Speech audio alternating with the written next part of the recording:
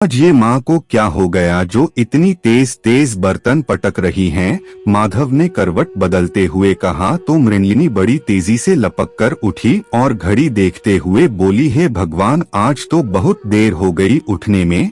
आपने मुझे जगाया क्यों नहीं? जबकि आप तो जानते ही हैं जरा सी देर होगी काम तो इधर उधर होगा ही। मां जी की 4 बातें सुननी पड़ेंगी।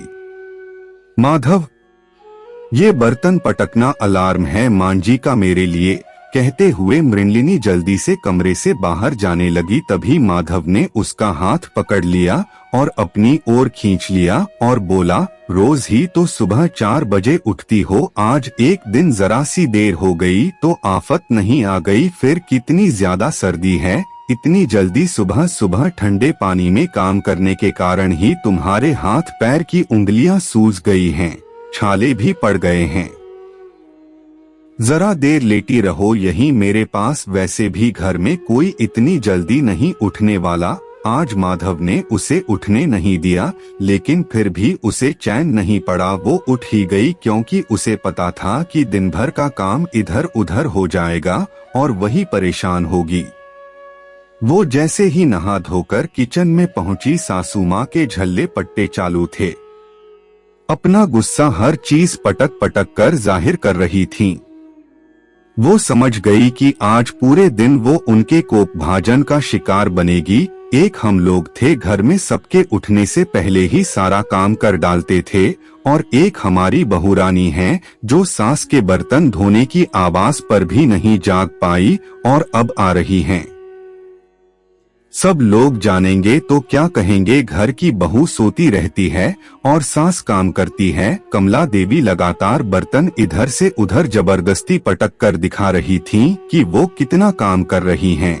तभी माधव भी आ गया और मृणलिनी का हाथ पकड़कर कमला जी के सामने लाकर खड़ा कर दिया। देखिए माँ, इसके हाथों की उंगलियां देखिए कितनी सूजी हुई हैं, ठंडक की वजह से जगह जगह छाले पड़े हुए हैं और पैर की उंगलियां भी सूजी हैं। रात भर दर्द और खुजली से तड़पती रहती है। उंगलियां मुड़ जाती हैं तो सीधी नहीं होती जल्दी और सीधी होकर मुड़ती नहीं जल्दी।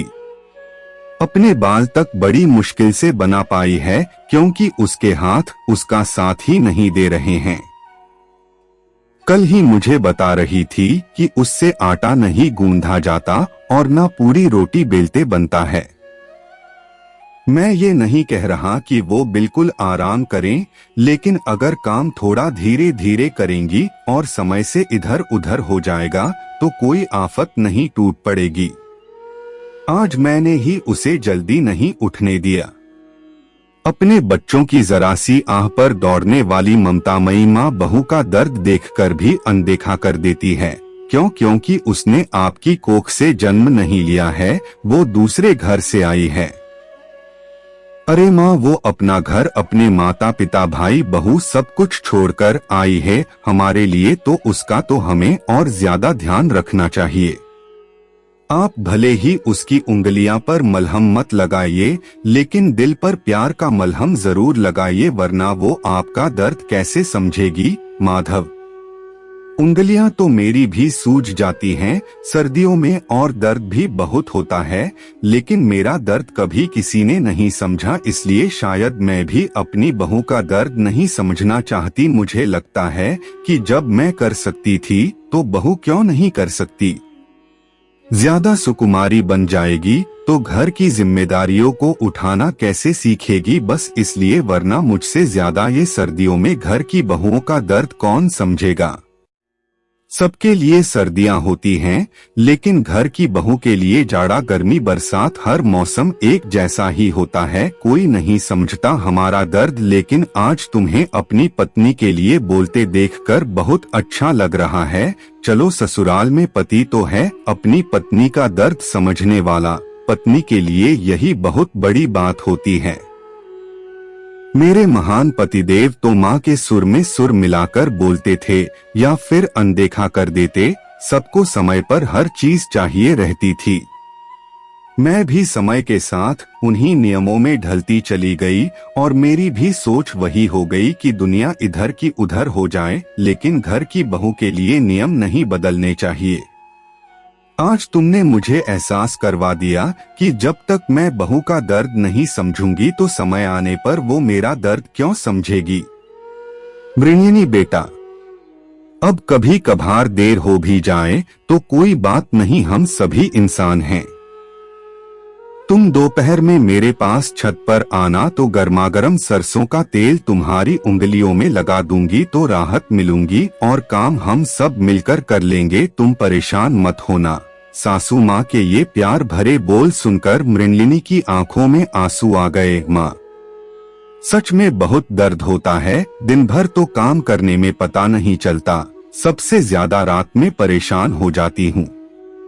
शादी से पहले ऐसा नहीं होता था, अब पता नहीं क्यों होने लगा है।